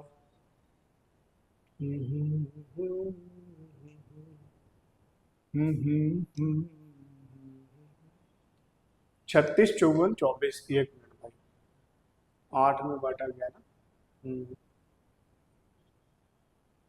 8 3 24 3 27। अच्छा ये बताओ क्या इसको हम 27 गुणे 2 लिख सकते हैं या 2 गुणे 27? किसी को कोई दिक्कत है तो बता दो। अगर किसी को कोई दिक्कत नहीं है, या एक काम करो ना, अबे यार इसमें 1 मिनट, कहाँ गड़बड़ हो रहा है। 8 घनों को पिघलाया गया, भाई इसमें हमने छोटे छोटे, ठीक है, 36, 9 × 6, इसमें गड़बड़ कहाँ है, ये ब्रेक नहीं हो रहा है।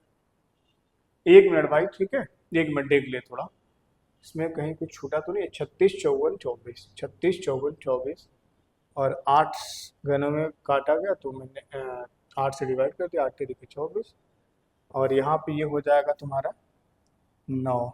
हाँ ठीक है, अरे यार हम कहाँ सोच रहे हैं, एकदम बिल्कुल सही है, हम ही सोच गलत रहे हैं। यहाँ पे मैं ये कह सकता हूँ कि क्या इसको 6 × 9 में ब्रेक किया जा सकता है, 6 × 9 में। अब मेरे भाई अगर इसको 6 × 9 में ब्रेक किया जाएगा तो 36 × 6 कितना हो जाएगा, 216, और 216 किसका क्यूब होता है, 6 का। तो 6, अगर 216 को बाहर निकालेंगे तो 6 बन जाएगा, और ये 9 या 27, 27 को बाहर निकालेंगे तो 27 किसका क्यूब होता है, 3 का। तो एक की वैल्यू कितना आ गया, 18, और एक की वैल्यू 18 आ गया तो यहाँ पुट कर देंगे, मतलब इसका जो रिजल्ट आएगा वो 48 × 18 का स्क्वायर 324, और 324 का मतलब कि क्या पूरा यहाँ पे मल्टीप्लाई करना जरूरी है, नहीं है। 8 चौके 32, यूनिट डिजिट 2 बनेगा, ऑप्शन डी एक ऐसा था जिसमें यूनिट डिजिट 2 बन रहा था। बाकी अगले प्रश्न पे चलते हैं। एक धनराशि साधारण ब्याज की समान दर पर 6 वर्ष बाद 12,000, 9 वर्ष बाद 15,000 हो जाता है, ब्याज की ब्याज प्रति वर्ष ब्याज की दर क्या होगी। कोई प्रिंसिपल है जो अपन को नहीं पता, 6 वर्ष में मेरे भाई 12,000 हो जाती है, 6 वर्ष में 12,000, और यही प्रिंसिपल 9 ईयर में कितना, 15,000 हो जाता है, ऐसा बोला गया। इसका मतलब ये कि अगर प्रिंसिपल को 6 साल लग जा रहा है 12,000 होने में, और 9 साल लग जा रहा है 15,000 होने में, तो इसको 12 साल से 15,000 उसी ब्याज दर से होने में कितना लग रहा है, तो 3 साल का समय लग रहा है। अब आप मुझे बताइए कि 3 साल में ब्याज कितना लगा है, तो 3 साल में ब्याज 3,000 का लगा है।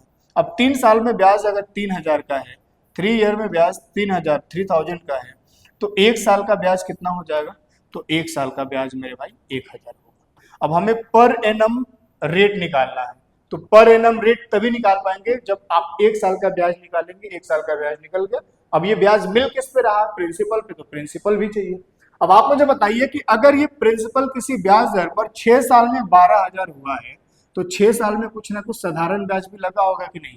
अब 1 साल में 1,000, तो साधारण ब्याज हर एक साल बराबर बराबर ही लगता है, होता है, अगर रेट ऑफ इंटरेस्ट बराबर हो तो 6 साल में कितना इस पे ब्याज लगा होगा, 6,000। अगर 6,000 माइनस कर दें तो मेरे भाई ये कितना हो जाएगा, प्रिंसिपल 6,000। अब प्रिंसिपल अगर 6,000 है तो रेट कैसे निकालेंगे, 1 साल का ब्याज 1,000 है, अब प्रिंसिपल कितना, 6,000, मतलब 6,000 के रिस्पेक्ट में अगर देखा जाए तो पर एनम कितना ब्याज मिल रहा है, 1,000। अगर सिंप्लीफाई किया जाए तो कितना मिल जाएगा, 1/6, और 1/6 कितना देता है, 16 होल 2/3, और 16 होल 2/3 कितना दे देगा, 16 48, तो 50, 50/3, option A is the correct answer. Clear है बात या नहीं। चलिएगा अगले प्रश्न, स्क्रीनशॉट लेते चलिएगा, नोट करते चलिएगा। दो घनों के आयतन का अनुपात 64 और 1331 है, बोला गया कि उसके कुल पृष्ठीय क्षेत्रफल का अनुपात कितना होगा। मतलब घन का आयतन, अभी मैंने आपको थोड़ी देर बताया कि आयतन जो होता है ये क्यूब होता है, और आपसे पूछा क्या गया, कुल पृष्ठीय क्षेत्रफल मतलब ए स्क्वायर। अब आप बोलोगे सर घन का जो कुल पृष्ठीय क्षेत्रफल होगा ये तो आपने 6a² बताया था, लेकिन जब अनुपात निकालना है, दो घन की बात हो रही है, तो यहाँ पे तो 6 दोनों तरफ इक्वल होगा तो कट जाएगा ना। क्लियर है बात। अब आप मुझे बताइए कि यहाँ पे अगर इसकी वॉल्यूम कितना दे रखी है, पहले का 64, दूसरे का 1331, तो मेरे भाई यहाँ से a की वैल्यू कितना आ जाएगा, तो ये किसका क्यूब होगा, 4 का, और ये 11 का। अब अगर साइड हमें पता चल गया तो हमें a² निकालना, मतलब इसका स्क्वायर कर दो, 4 का स्क्वायर 16, 11 का स्क्वायर 121, 16 और 121 कोई दिख रहा है क्या ऑप्शन में, 16, 121, option A is the correct answer. अगले प्रश्न पे चलते हैं। अगला प्रश्न में बेहद ही शानदार, जबरदस्त, लाजवाब, बेहतरीन। इस प्रश्न को कराने से पहले मैं एक कॉन्सेप्ट कराना चाहूंगा। भाई एक सर्कल है, मैंने पहले कई बार इस कॉन्सेप्ट को कराया है। एक सर्कल में मैंने क्या किया, एक स्पर्श रेखा खींचा, स्पर्श रेखा टेंजेंट, और इस यहाँ पे इस बाहरी बिंदु से मैंने एक सेकेंड लाइन छेदक रेखा को खींच दिया।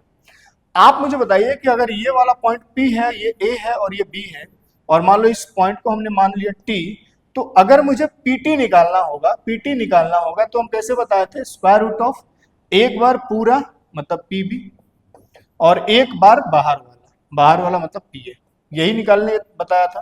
इस बात को नोट कर लीजिएगा अगर नहीं पता होगा तो। अब इस प्रश्न को पढ़िए, एक वृत्त के बाहर एक बिंदु है और इसके केंद्र से 17 सेंटीमीटर दूर है। भाई ये कोई वृत्त है और इसके केंद्र से 17 सेंटीमीटर दूर, ये केंद्र है मान लो, ठीक है, कोई बिंदु P है। अब ऐसा बोला गया कि P से खींची गई एक छेदक रेखा वृत्त को A और B पर इस प्रकार काटती है। P से खींचा गया छेदक रेखा, लो भाई, अब यहाँ पे A और B पे कट कर रही है। अब ध्यान से समझिएगा, जब भी आप फिगर खुद से बनाइएगा तो इस बात को ध्यान रखिएगा कि ये पॉइंट A यहाँ भी हो सकता है, यहाँ भी हो सकता है। भाई A और B पे कट कर रही है, लेकिन यहाँ इस कंडीशन को देकर के क्लियर कर रखा है कि PB जो है ना वो PA से बड़ा है, मतलब कि ये बड़ा है तो PB कहीं ना कहीं B यहीं पे रखना पड़ेगा, क्योंकि बड़ा वाला जो साइड होगा वो यही तो होगा। बोलो हाँ या ना, बड़ा वाला जो लेंथ होगा PB होगा, छोटा जो होगा वो PA होगा। क्लियर है बात। अब इसमें PA की लेंथ कितना दे रखा है, 8। PA अगर 8 है और AB कितना है, 7 है, तो ये हो गया 7।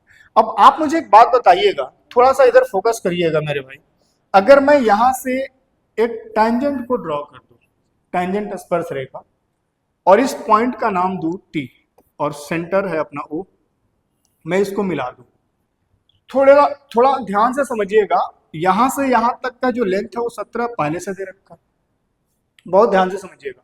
अब मैं आपसे पूछ रहा हूं कि बताओ, यहां पे इसको थोड़ी देर के लिए भूल जाओ, क्या ये वाला जो आपको कॉन्सेप्ट दिख रहा है या जो फिगर दिख रहा है ये वाला, क्या वही वाला यहाँ पे फिगर दिख रहा है, बोलो हाँ या ना। तो यहां से पीटी की वैल्यू निकालने के लिए मैं क्या करूंगा, स्क्वायर रूट ऑफ एक बार पूरा मतलब 15 और एक बार बाहर वाला तो 8, ये कितना हो जाएगा, रूट 120। ठीक है, अब पीटी अगर रूट 120 है तो मुझे इस पीटी की लेंथ मिल चुकी है।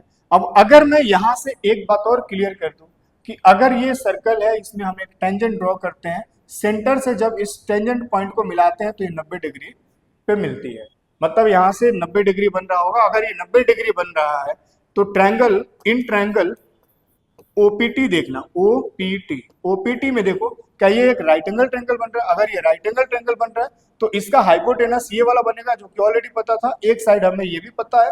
अब हमें फाइंड क्या करना होगा, ओटी, और ओटी का मतलब कहीं ना कहीं यही तो रेडियस होगा, और आपसे रेडियस ही तो पूछा गया था।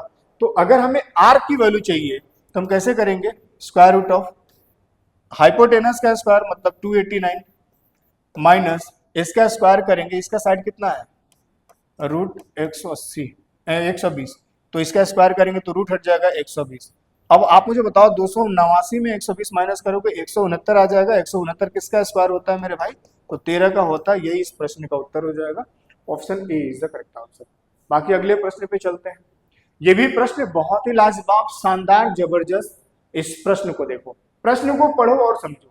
एक त्रिभुज, ये सारे के सारे प्रश्न मेरे भाई बहुत बहुत इंपॉर्टेंट है, तुम इसको अच्छे से प्रैक्टिस कर लेना। एक त्रिभुज की भुजाएं 109 सेंटीमीटर, 171 सेंटीमीटर, 100 सेंटीमीटर है। इस बात को बहुत ध्यान से और गहराई से सुनना। एक त्रिभुज है अपने पास, एक त्रिभुज है, अब इसमें इसके तीनों भुजा दे रखी है। अब बोला ये गया कि अगर 171 सेंटीमीटर लंबाई वाली भुजा के अनुरूप अगर हम ऊंचाई को खींचे तो उस ऊंचाई की लंबाई क्या होगी। अब देखो, हम इसको भी 171 मान सकते हैं, इसको भी मान सकते हैं, इसको भी मान सकते हैं। अब हमें ऊंचाई को खींचना है तो 171 इसी को मानना ज्यादा अच्छा लगेगा और ठीक भी रहेगा। क्लियर है बात। अगर ये वाला साइड 171 है तो इस ट्रायंगल की जो ऊंचाई खींचेंगे हम इस पे खींचेंगे। ठीक है, तो आपसे पूछा गया कि इसका हाइट क्या होगा ये बताना है। बाकी के जो दो साइड है वो कितना है मेरे भाई, तो एक 109 है और दूसरा जो है वो 100 है, यही है ना। अब मैं आपसे पूछ रहा हूं कि ट्रायंगल, मान लो ये एबीसी है, तो एबीसी का एरिया कैसे निकालेंगे, एरिया ट्रायंगल एबीसी कैसे निकालेंगे। अगर तीनों ही साइड गिवन है तो मेरे भाई हीरोन्स फॉर्मूला लगा लेंगे, और हीरोन्स फॉर्मूला के लिए आपको क्या चाहिए, सेमी पेरीमीटर। और सेमी पेरीमीटर कैसे निकालेंगे, पहले परिमाप निकाल लीजिए। परिमाप कितना आ जाएगा इसका, तो तीनों को जोड़ दीजिए, कितना आ जाएगा, परिमाप आ जाएगा। तो ये हो जाएगा 100, 200, 300, 380, ये आपका परिमाप आ गया। तो सेमी पेरीमीटर कितना आ जाएगा, इसका जस्ट आधा, कितना हो जाएगा, 190। अब इतनी सी बात बताइए, अगर मुझे एरिया चाहिए होगा, एरिया, ठीक है, एरिया चाहिए होगा तो मैं क्या करूंगा, हीरोन्स फॉर्मूला यूज कर लूंगा, square root of S, S मतलब सेमी पेरीमीटर कितना 190 into S minus A, S minus A, अब यहाँ पे एस माइनस ए कर लेंगे, ए का मतलब साइड, ठीक है, तो 190 में 109 माइनस करेंगे कितना आ जाएगा 81, ठीक है, एस माइनस बी कितना हो जाएगा 90, एस माइनस सी कितना हो जाएगा 19। क्लियर है बात। अब फिर से इसको क्या हम इतना लंबा चौड़ा मल्टीप्लाई करेंगे, नहीं, हमने इसको क्या कर लिया 19 और 10 में ब्रेक कर लिया, और बाकी कुछ करने की जरूरत नहीं है। देखो इसका अब एरिया कितना आ जाएगा, तो मैं इसका एरिया यहाँ पे लिखता हूँ, ठीक है, यहाँ पे लिख रहा हूँ भाई, अगर यहाँ पे 19 है, यहाँ पे 19 है, स्क्वायर रूट है तो हम दो दो का पेयर लगाएंगे, मतलब एक 19 आ गया, ठीक है, मल्टीप्लाई कर लो। अब यहाँ पे 9 गुणे 10 कितना हो, सॉरी 90 गुणे 10 900 हो जाएगा, 900 को बाहर निकालोगे तो 30 हो जाएगा, और 81 को बाहर निकालोगे तो कितना हो जाएगा 9 हो जाएगा। तो एरिया जो बनेगा वो कितना बनेगा, इतना बनेगा। मतलब इसका ये है कि इस ट्रायंगल का जो एरिया बनेगा वो इतना बनेगा। दूसरा तरीका ये भी है मेरे भाई कि अगर इस ट्रायंगल में हाइट भी गिवन है और बेस भी गिवन है तो half into base into height करके भी एरिया निकाला जा सकता है। तो एक तरीका इसका ये भी था कि हाफ इंटू बेस कितना था 171 इंटू हाइट कर दिया, तो ये भी इस ट्रायंगल के एरिया है, ये भी इस ट्रायंगल के एरिया है, ये भी इस ट्रायंगल के एरिया, दोनों एरिया बराबर कर लो तो एच की वैल्यू मिल जाएगा, कितना हो जाएगा 9 गुणे 30 गुणे 19। अब यहां से 19 नवा 171 से 171 कट जाएगा, तो एच की वैल्यू कितना होगा, दो इस तरफ जाकर मल्टीप्लाई हो जाएगा, 30 दूनी 60, और 60 का मतलब ये कि option B is the correct answer. समझ आ रही है बातें नहीं। चलो अगला प्रश्न जल्दी से फटाफट, ये भी प्रश्न बहुत ही प्यारा, और ये ऐसा प्रश्न है मेरे भाई कि मुझे लगता है कि 2025 का अब तक का सबसे ज्यादा चर्चित रहने वाला प्रश्न है, सबसे ज्यादा चर्चित रहने वाला प्रश्न, सॉरी, ठीक है। चलिएगा देखिएगा, राहुल के पास कुछ मार्बल थे। देखो कभी भी इस प्रकार के प्रश्न आए तो आपको पेन लगाने की जरूरत नहीं है, या बहुत ज्यादा अगर पेन लगाने की जरूरत पड़ भी गया तो मैं आपको एक तरीका बता रहा हूं, उससे कर लेना, जल्दी हो जाएगा, ठीक है। क्लियर है बात सभी को। क्या ये ऑप्शन दिख रहा है, दिख ही रहा होगा, ठीक है, ध्यान से देखो। राहुल के पास कुछ मार्बल थे, उसने मार्बल को 27 बच्चों में बराबर बराबर बांट दिया, तो उसने पाया कि 17 मार्बल बचे हैं। मतलब राहुल के पास कुछ मार्बल थे, अब कितना है ये बात हमें नहीं पता, उसने क्या किया 27 बच्चों में बराबर बराबर बांट दिया, तो उसके पास 17 मार्बल शेष बचे हुए। बाकी उसने अगर 19 बच्चों में बराबर बराबर बांटा तो उसके पास मार्बल 9 बचा, और 15 बच्चों में बराबर बराबर बांटा तो उसके पास मार्बल की संख्या 5 बचा। लेकिन मेरे भाई उसने बोला है कि जब 80 बच्चों में बराबर बराबर बांटा तो उसके पास कोई मार्बल नहीं बचा। तो बताना था कि राहुल के पास कितने मार्बल थे। अब देखो यहाँ पे दो वैल्यू दे रखी है, दो वैल्यू का मतलब यहाँ ये होता है कि आपको बताना है कि जो भी इसका आंसर होगा, मतलब राहुल के पास जो भी मार्बल होगा ऐसा कौन सा ऑप्शन होगा, मतलब इन दोनों के बीच में वैल्यू होगी। क्लियर है बात, मतलब जो भी होगा राहुल के पास जो मार्बल की जो संख्या होगी, मान लीजिए ऑप्शन ए है, तो ऑप्शन ए का मतलब कि 5140 और 51 से 50 के बीच कुछ ऐसा वैल्यू होगा जो राहुल के पास मार्बल की संख्या होगी। क्लियर है बात, लेकिन ये सही है कि नहीं है तो पता चलेगा करने के बाद। देखो कभी भी इस प्रकार के प्रश्न है तो आपको कैसे करना चाहिए, आप मुझे बताओ कि अगर राहुल ने 80 बच्चों में बराबर बराबर बांटा तो उसके पास कोई भी मार्बल शेष नहीं बचता। इसका मतलब एक बात तो क्लियर हो गया मेरे भाई कि कहीं ना कहीं जितने भी मार्बल की संख्या होगी ये बात तो नहीं पता, पर एक बात पूरे दावे के साथ कहा जा सकता कि राहुल के पास जो भी मार्बल होगा वो 80 के मल्टीपल में होगा, 80 से डिवाइड होगा 110%। अब आप मुझे बताइए कि यहाँ पे जो ऑप्शन दिख रहा है वो ऑप्शन मेरे भाई 5100 के आसपास में दिख रहा है, बोलो हाँ या ना, समझ पा रहे हो क्या, 5100 के आसपास में दिख रहा है। तो इतनी सी बात मुझे बता दो, अगर 5100 के आसपास में दिख रहा है तो मैं क्या कह रहा हूं कि 5100 को 80 से डिवाइड कर लो, कि क्या ये 80 से पूरा पूरा कटेगा, अगर नहीं कटेगा तो कितना जोड़ना या घटाना पड़ेगा कि 80 से कट जाएगा। तो जब इसको 5100 को 80 से काटोगे 8 48 480 30, ऊपर से एक जीरो आ जाएगा। अब 8 8 चौके 32 होता है, बात समझना, हमें इन दोनों वैल्यू के बीच में बताना है ना। तो कुछ लोग ये दिमाग लगा देंगे कि सर यहाँ पे 8 चौके 32 क्यों, 8 तिरिके 24 भी तो होता है ना। तो 8 चौके यहाँ 32 लेना, क्योंकि इनके बीच वैल्यू आनी चाहिए। क्लियर है बात। अब 5100 हमने देखो यहाँ पे सब में देखा जाए तो 5100 से कुछ ज्यादा या उसके पास ही में वैल्यू है। तो हमें अगर मान लो 5100 और उससे जो बड़ी वैल्यू, दूसरी वैल्यू उससे बड़ी है और उन दोनों के बीच में लेना है, इसका मतलब ये कि हम लोग यहाँ पे 8 तिरिके 24 नहीं, यहाँ पे 8 चौके 32 चेक कर लेंगे। खैर वहां से भी आ जाएगा। अब मेरी बात को ध्यान से समझना, अब उससे थोड़ा सा समय ज्यादा लगेगा। अगर मैं इस 300 को 80 से डिवाइड करूं तो 8 चौके 32 320, बोलो हाँ या ना। 8 चौके 32 320। अगर यहाँ पे शेषफल के रूप में 300 न बच करके 320 बचा होता तो क्या ये संख्या यहाँ जो भी होता, क्या वो 80 से डिवाइड होता या नहीं होता? तो आपको कहते होता। मेरे भाई एक बात बताइए, अगर यहाँ पे 300 के जगह मुझे 320 बचाना होगा, इसका मतलब ये कि ये जो संख्या है मुझे इसमें 20 बढ़ाना पड़ेगा। बोलो हाँ या ना। समझ पा रहे हो क्या भाई? 300 के जगह पे शेष 320 बचाने का मतलब कि 300 ज्यादा बचाना है, और ज्यादा तभी बचेगा जब संख्या 20 ज्यादा होगा, और संख्या जब 20 ज्यादा होगा तो संख्या 5100 ना होकर के कितना होगा, 5120 हो जाएगा। अब 5120 जो होता है ये 80 से कटता है, आप चेक कर लीजिए, 0 से 0 और 512 8 का क्यूब भी होता तो ये कटेगा। क्लियर है बात? अब मेरी बात को ध्यान से समझना मेरे भाई। इसका मतलब ये है कि राहुल के पास जो मार्बल की संख्या है वो 5120 हो सकता है, लेकिन अब चेक करना पड़ेगा कि क्या ऐसा कोई ऑप्शन है जो इनके बीच होगा। तो देखो 5140 से 5150 ये नहीं हो सकता, क्योंकि हमें 5120 चाहिए।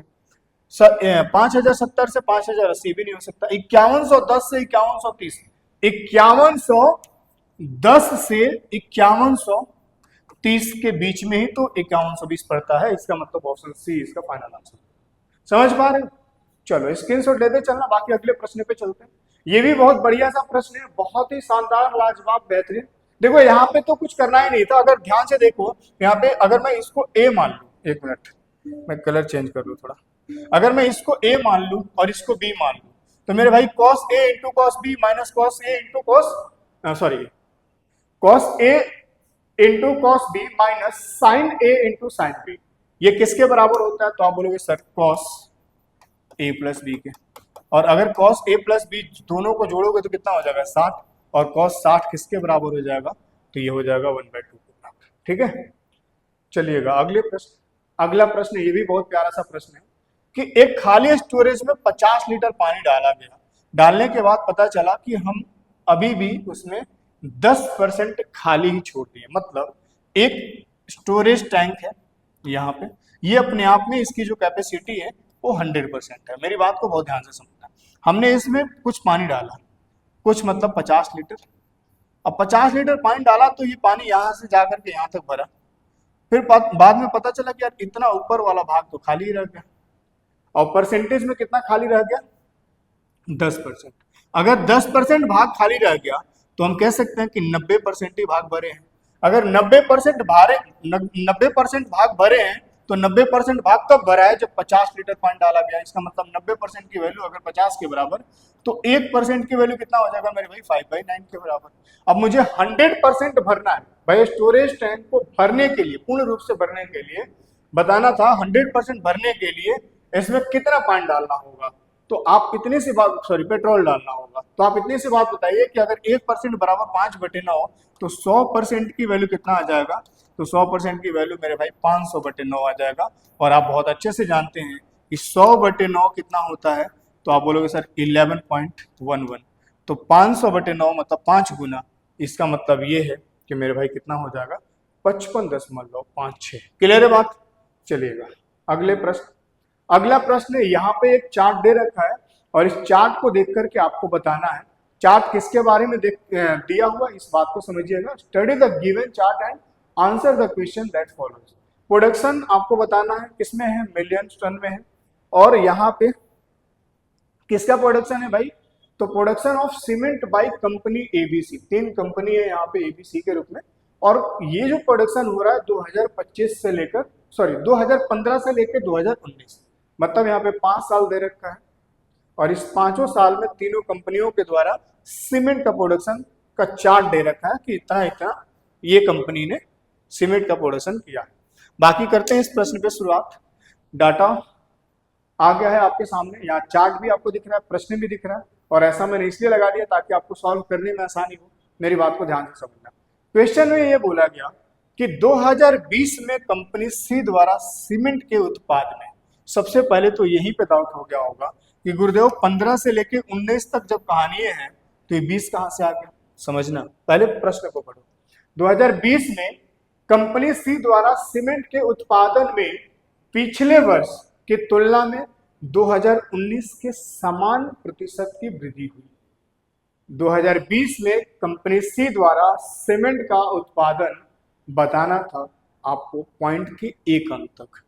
भाई in 2020 the production of cement by company C increase by the same percentage as in 19। मतलब बोला ये गया कि जो इसमें 19 में इंक्रीजमेंट हुआ था वही इंक्रीजमेंट 2020 में भी हो रहा है, परसेंटेज में सेम इंक्रीजमेंट हो रहा है। अब आप मुझे बताइए कि अगर परसेंटेज में सेम इंक्रीजमेंट हो रहा है तो इतनी सी बात बता दो मुझे कि यहां पे अगर देखा जाए सी के बारे में बोला गया ना, सी मतलब व्हाइट वाला। भाई अगर देखा जाए तो यहां से यहां इंक्रीजमेंट कितना हुआ है, तो यहां पे अगर देखा जाए तो 350 था और 2019 में लाइन जो है ये 400 है। यहाँ पे 350 है और यहाँ पे कितना 400 है। तो मेरे दोस्त एक बात मैं बताऊं, 5 से काटोगे 7 बार में, 5 से काटोगे 8 बार में। मतलब इसका ये है कि 7:8 के रेशियो में क्या हुआ है, यहाँ पे बड़ा है पिछले साल। इसका मतलब कि पिछले साल 2018 में 7 था तो 19 में बढ़ करके कितना हो गया 8। क्लियर है बात। तो 19 से 20 की अगर मैं बात करूं, अगर इसने बोला है कि सेम परसेंटेज से बड़ा है तो क्या इस बात को हम कह सकते हैं कि सेम रेशियो से बड़ा होगा। क्या इस बात को समझ रहे हो? क्योंकि जो परसेंटेज, मतलब यहाँ पे अब कुछ लोग यहाँ पे परसेंटेज निकालने में लग जाएंगे। भाई परसेंटेज निकालोगे, ठीक है, फिर यहाँ पे फ्रैक्शन निकालोगे, क्लियर है बात, और फिर यहाँ पे रेशियो निकालोगे, तो क्या फायदा, रेशियो में तो ऑलरेडी है ही। हम ये कह रहे हैं कि अगर सेम परसेंटेज से बड़ा है तो सेम रेशियो से भी बड़ा होगा। मतलब इसका ये हुआ कि 2018 से 19 में जितना जिस रेशियो से ये बढ़ा, ये आगे 19 से 20 भी उसी रेशियो से बड़ा होगा। बोलो हाँ या ना। इसका मतलब कि 7 से 8 के अनुपात में बड़ा होगा। अब ये बोला गया कि बताओ 2020 में कंपनी सी का जो उत्पादन था वो कितना था, ये आपको बताना था। अब ये मुझे बता दीजिए कि अगर 19 की बात करें तो कंपनी का उत्पादन कितना है 400। इसका मतलब ये है 400 19 में। अब यहाँ पे 7:8 के अनुपात में बड़ा है तो यहाँ भी ये 7-8 में बड़ा होगा। बोलो हाँ या ना। अब रेशियो के अकॉर्डिंग इसकी वैल्यू कितना दे रखी है 7, लेकिन इसका एक्चुअल वैल्यू कितना है 400, तो इसको 7 से डिवाइड कर दिया और 2020 की वैल्यू हमें बताना था, मतलब 8 की वैल्यू, तो 8 से मल्टीप्लाई कर दिया। मेरे भाई अगर मैं इसको सॉल्व करने जा रहा हूँ तो 3200 बटे में 7 आ जाएगा, और 3200 बटे में 7 का मतलब ये हो जाता है, और ये हो जाएगा 7 चौक 28, 7 पंचे 35, 7 साते 49। मतलब option C is the correct answer. ठीक है भाई, यहीं तक हमें क्लियर हो गया आंसर, तो आगे जाने की क्या ही जरूरत थी। ठीक है, बात समझ आ रही है। अगले प्रश्न पे चलते हैं। अगला प्रश्न ये भी बड़ा प्यारा सा है।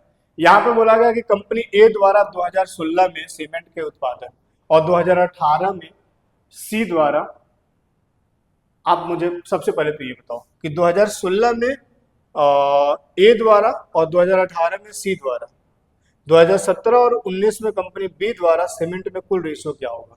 अच्छा, तो उसने ये बोला है कि 2016 और 2018 ए और सी का अगर देखा जाए तो 2016 में और 2018 में, 2016 में ए कितना है भाई, 2016 यहाँ पे ए कितना है, ग्रीन लाइन। अच्छा, ग्रीन लाइन का मतलब सॉरी ब्लू लाइन का मतलब समझ रहे हैं। अब देखो एक कंफ्यूजन यहाँ पे बहुत सारे बच्चों को रहता है, मैं आपको ये चाहूंगा कि ये कंफ्यूजन भी आपका दूर हो जाए, मैं ये चाहूंगा कि आपका कंफ्यूजन भी दूर हो जाए। बस मेरे पेन पे देखना, यहाँ पे अंतर कितना है भाई, अंतर कितने का है, 50 का, 50 का अंतर दिख रहा हो। तो एक काम करिएगा जिससे कि डाटा को निकालने में आसानी हो। यहाँ पे क्या कर लेना, हर एक गैप में आप क्या कर देना, ऐसे ऐसे 5 भाग में इसको बांट देना। ठीक है, अब यहाँ पे तो थोड़ा सा ये गड़बड़ हो गया कहानी। इससे क्या होगा कि आपको ये पता चल पाएगा कि एग्जैक्ट लाइन ये किस पे है। ठीक, अरे यार फिर से गड़बड़ हो गई। मेरी बात समझ पा रहे होंगे आप लोग, मेरी भावनाओं को आप समझने के प्रयास कर रहे होंगे। अब देखो 5 भाग में बट दिया, अब ये 300 पे है, तो ये जो लाइन होगा ये किस पे होगा, 310 पे। ये किस पे होगा, 320 पे। ये किस पे होगा, 330। ये किस पे, 40। और ये किस पे होगा, 350 पे। तो इसका मतलब ये है कि हमने 5 में ही क्यों बांटा, क्योंकि अगर यहाँ पे गैपिंग 50-50 का है, 5 से डिवाइड कर देंगे तो 10-10 में बढ़ जाएगा, तो यहाँ पे वैल्यू सपोज करने में आसान होगा। क्लियर है बात। अब आप मुझे बताइए कि यहाँ पे 2016 में ए ब्लू लाइन का मतलब ये है, ये जो लाइन है किसके ऊपर होगा। तो आप देख रहे होंगे आधा से कुछ ज्यादा है, इसका मतलब कि अगर ये वाला लाइन 250 पे है, ये वाली लाइन 250 पर है, तो इसका मतलब ये है, इसका मतलब मेरे भाई ये है कि ये जो है आधा से ज्यादा है। तो इसका मतलब ये कि कहीं ना कहीं तीसरे लाइन पे होगा, और तीसरे लाइन का मतलब कि यहाँ पे ये चला जाएगा 280। तो 2016 में ए के द्वारा 280 का प्रोडक्शन हुआ है, और 2018 में सी के द्वारा कितना हुआ है, तो 2018 में सी के द्वारा जो हुआ है 350 हुआ है। तो 350 जोड़ दो, ये कितना हो जाएगा, 3 2 5 8 5 13 630। और यहाँ पे अगर देखा जाए तो 2017 और 19 में बी के द्वारा, बी मतलब रेट 17 कितना, तो ये है 200, और 19 का मतलब कि देखो फिर यहाँ पे ये लाइन है, तो ये आपको कहाँ दिख रहा है, ये इसके बाद पहले लाइन पे दिख रहा है। मतलब अगर ये लाइन 350 पे है तो 10 और ऐड कर लो, 360 हो जाएगा।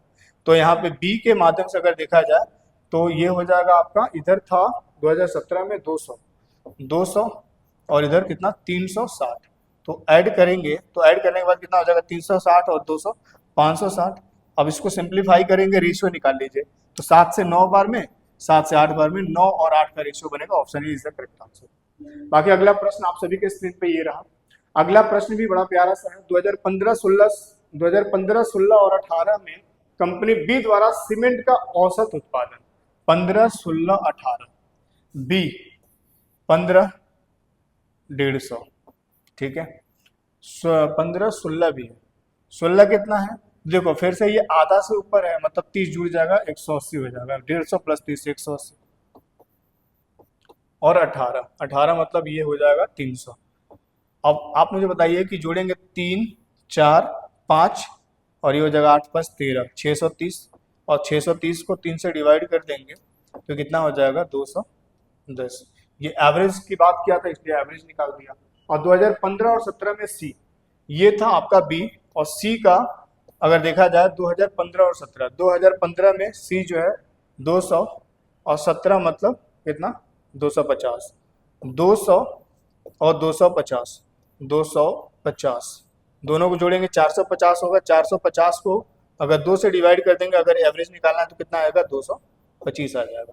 अब क्या बोला गया कि 2015-16-18 में कंपनी बी द्वारा सीमेंट का औसत उत्पादन 2015-17 में कंपनी सी द्वारा सीमेंट के उत्पादन, औसत उत्पादन में कितने प्रतिशत कम है, मतलब ये जो है इससे कितने प्रतिशत कम है। तो पहले तो देखा जाए तो एक्चुअल में अगर देखा जाए तो 15 कम है। अब 15 कम है किसके रिस्पेक्ट में मेरे भाई, तो 225 के रिस्पेक्ट में। प्रतिशत के लिए 100 से मल्टीप्लाई कर दिया, 25 से 9 बार में, 25 से 4 बार में, 3 से 5 और 3 से 3, तो ये कितना हो जाएगा 5 के 20/3, 20/3 का मतलब option D is the correct answer. उम्मीद है आप समझ गए होंगे। बाकी अगले प्रश्न पे चलते हैं। अगला प्रश्न भी ये बड़ा प्यारा सा है, बहुत ही लाजवाब, बहुत ही शानदार। देखो जब भी इस प्रकार के प्रश्न आए तो मैं आपको एक सलाह हमेशा देता हूँ कि यहाँ पे थीटा की वैल्यू सपोज कर लो। अब यहाँ पे थीटा की वैल्यू कितना रखा जाए कि LHS बराबर RHS हो जाए।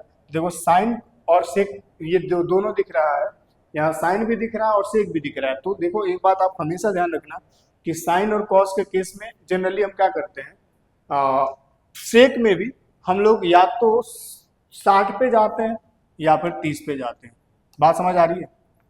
45 तो हम जनरली 45 भी जाते हैं। अगर मान लो कि 45 तो जनरली ज्यादातर अगर देखा जाए तो यहाँ थीटा की वैल्यू 45 पे भी यहाँ पे ये काम कर लेते हैं, पर यहाँ पे 45 भी रखोगे तो मे भी शायद हो जाएगा। ठीक है, वैसे थीटा की वैल्यू देखो, एक बात आप हमेशा ध्यान रखिएगा कि थीटा की वैल्यू कुछ ऐसा रखिएगा जिससे कि यहाँ पे इनफाइनाइट वाला कंडीशन ना हो, कैलकुलेशन आपका इजी हो। इनफाइनाइट का मतलब कि बेस वाला टर्म अगर ये फ्रैक्शन में है तो ये जीरो ना बने। समझ आ रही है बातें? थीटा की वैल्यू अगर मैं यहाँ पे 60 रख लो, अब तुम कह रहे हो कि अपने से आप कुछ भी कैसे रख लेंगे, तो सुनो, कुछ भी ऐसे नहीं रख लेंगे, इसके एक लॉजिक है। अगर मैं इसको जोड़ूंगा तो मुझे ये वाला सेक्शन, पहले मैं इसकी बात कर रहा हूँ, इधर छोड़ दो, ये वाला सेक्शन अब मैं जोड़ूंगा तो यहाँ पे क्या दे देगा, इन दोनों का एलसीएम कितना आ जाएगा, तो इन दोनों का एलसीएम आ जाएगा 1 माइनस साइन थीटा, और यहाँ पे 1 प्लस साइन थीटा। जिनको कंफ्यूजन है उनके लिए, बाकी जरूरी नहीं है कि यहाँ पे पूरा सबको करना ही है, ठीक है? तो इस बात को समझना। अब यहाँ से आ जाएगा मेरे भाई, अगर माइनस से माइनस कट जाएगा तो ऊपर में हो जाएगा 1 प्लस साइन थीटा, और यहाँ से इससे ये कट जाएगा तो ये कितना हो जाएगा, प्लस 1 माइनस साइन थीटा। अब यहाँ से मेरे भाई साइन थीटा से साइन थीटा कट गया तो बचे कितना, 2, और नीचे में कितना आ जाएगा, 1। अब देखो, इस 1 को a मान लो, इसको b मान लो, तो a minus B into A plus B, ये बराबर किसके होगा, A square plus B square. A का स्क्वायर करोगे 1, बी का स्क्वायर करोगे माइनस साइन स्क्वायर थीटा आ जाएगा, और इधर में हम लोगों ने कितना छोड़ा था, 4 सेक छोड़ा था, सेक थीटा। अब ये बताओ कि यहाँ पे 1 माइनस साइन स्क्वायर थीटा क्या, ये कॉस स्क्वायर थीटा हो जाएगा, तो 2 बटे में कॉस स्क्वायर थीटा बराबर कितना हो जाएगा। अच्छा, यहां से अगर देखा जाए तो यहां से 4 सेक थीटा। अब इतनी सी बात मुझे बताओ कि ये 1 बाई कॉसेक क्या ये सेक के बराबर होगा, तो यहां से अगर देखा जाए तो सेक स्क्वायर थीटा इंटू 2 बराबर 4 सेक थीटा। इतना करना था नहीं, 2 से 2 बार में कट गया, और सेक थीटा से सेक थीटा कट जाएगा तो 1 सेक थीटा बचेगा, और सेक थीटा बराबर 2 तभी होगा जब थीटा की वैल्यू 60 होगा। क्लियर है बात? अब अगर 60 है तो फाइंड क्या करना था, हमें फाइंड करना था ये। अब देखो कॉट 60 कितना हो जाएगा, 1 बाई रूट 3, और कॉसेक 60 कितना हो जाएगा, 2 बाई रूट 3। अब इसको जोड़ेंगे तो 2 और 1 3, और नीचे में बन गया रूट 3, ये कैंसिल आउट करेंगे भाई, यहाँ पे 3 में 2 रूट 3 का मतलब हम ऐसे लिख सकते हैं ना, रूट 3 इंटू रूट 3। अब एक रूट 3 से एक रूट 3 कट जाएगा तो एक रूट 3 बच जाएगा, मतलब option B is the correct answer. ठीक है, इतना करना नहीं था, सीधे सीधे इसी पे काम कर लेना था, लेकिन कुछ लोगों के दिमाग में चल रहा होगा इसलिए मैंने ये क्लियर कर दिया। ठीक है, बाकी अगले प्रश्न पे चलते हैं।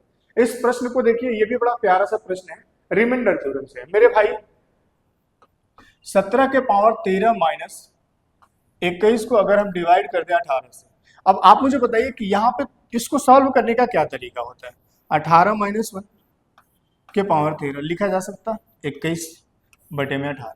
मेरे भाई ये 18 से काटेंगे तो यहाँ पर रिमाइंडर 0 होगा, मतलब -1 बच जाएगा। -1 के पावर में अगर 13 है तो भाई अगर -1 के पावर में ऑड नंबर, तो यहाँ से रिजल्ट ऑड ही होगा, तो -1 यहाँ से हो जाएगा, और यहाँ से अगर 21 को 18 से डिवाइड किया जाए तो ये 3 बचेगा रिमाइंडर, बोलो हाँ या ना। तो यहाँ से -1 बच जाएगा, यहाँ से -3 क्योंकि ये साइन माइनस में, तो -1 और -3 मिलकर के -4 बनेगा। और आप बहुत अच्छे से जानते हैं कि रिमाइंडर माइनस में नहीं होता, तो हम क्या करेंगे, 18 में 4 को माइनस कर देंगे तो ये कितना हो जाएगा मेरे भाई, 18 में 4 को माइनस करेंगे तो ये तुम्हारा क्या हो जाएगा, 14 हो जाएगा, और 14 यही इस प्रश्न का सही उत्तर होगा। ठीक है, बात समझ आ रही है कि नहीं आ रही है? चलिएगा अगला प्रश्न क्या है, ये भी बहुत प्यारा सा प्रश्न है, सभी लोग देखेंगे। राम एक काम को 18 घंटे में पूरा कर सकता है। राम एक काम को 18 घंटे में पूरा कर सकता है। श्याम और नरेश इसको 9 घंटे में, और राम और नरेश इसको 12 घंटे में पूरा कर सकते हैं। टोटल वर्क कितना आ जाएगा, 36, 18 दूनी 36, 9 चौके 36, 12 तीन 36। राम एक दिन में 2 काम कर रहा है, तो यहाँ भी 2 कर रहा होगा, बोलो हाँ है ना। तो नरेश एक दिन में कितना कर रहा होगा, 1, और श्याम है ना, हाँ, श्याम और नरेश एक दिन में 4 काम कर रहे हैं। अब नरेश एक काम एक दिन में कर सकता है, तो इसका मतलब कि यहाँ भी 1 काम कर रहा होगा, तो श्याम कितना कर रहा होगा, 3। अब श्याम की एफिशिएंसी आ गया। श्याम को अकेले इस काम को पूरा कराना हो तो कितना समय लगेगा, पूरा काम 36 है, एक दिन में 3 करेगा, समय कितना लग जाएगा, 12। Option C is the correct answer. ठीक है मेरे भाई, चलिएगा इसके बाद अगला प्रश्न ये भी बहुत ही प्यारा सा प्रश्न है, और बहुत ही प्यारा इसलिए है क्योंकि यहाँ पे जो इसका फाइनल आंसर होता है, देखो सबसे पहले तो यहाँ पे इसके सीक्वेंस देखो, x⁵ -12x⁴ +12x³ minus 12x² plus 12x minus 1, यही पूछा गया। और x की वैल्यू मेरे भाई कितना दिया गया, 11। देखो पहली बात तो ये कि अगर आपको या मुझे एग्जाम के पॉइंट ऑफ व्यू से इसे सॉल्व करना होता तो मैं सीधे सीधे ये चेक करता कि x की वैल्यू कितना है, 11। 11 में ये -1 वाला टर्म माइनस करता तो भाई 11 माइनस 1 ये हो जाता कितना, 10। Option B is the correct answer. लेकिन आप चाह रहे होंगे कि सर बता दीजिए कि ऐसे कैसे होता है डायरेक्ट, तो उसके लिए पहले आप ये ध्यान रखिएगा कि x की वैल्यू यहाँ पे जो दिया होगा उसके बीच, अब जैसे यहाँ पे जो सीरीज दिया है इसमें डिफरेंस आप देख रहे होंगे 1 का दे रखा है, तो डिफरेंस आपको हमेशा इस तरह से 1 बना करके देगा, पहली चीज। दूसरी चीज यहाँ पे पावर देखिए, शुरुआत 5 से किया, फिर 4, फिर 3, फिर 2 और फिर 1, ये सीक्वेंस फॉलो होना चाहिए। तीसरी चीज माइनस प्लस ये सीक्वेंस भी आगे बनते रहना चाहिए। अगर ऐसा कंडीशन है तो इधर पूरा देखने की कोई जरूरत नहीं है, सीधे सीधे x की वैल्यू उठाओ और उसमें अगर यहाँ माइनस में है तो वैल्यू माइनस कर दो, अगर प्लस में है तो प्लस कर दो। अब इसके पीछे कारण क्या है तो इसको और थोड़ा सा डीप में समझा देते हैं। इसको x⁵ लिख सकते हैं।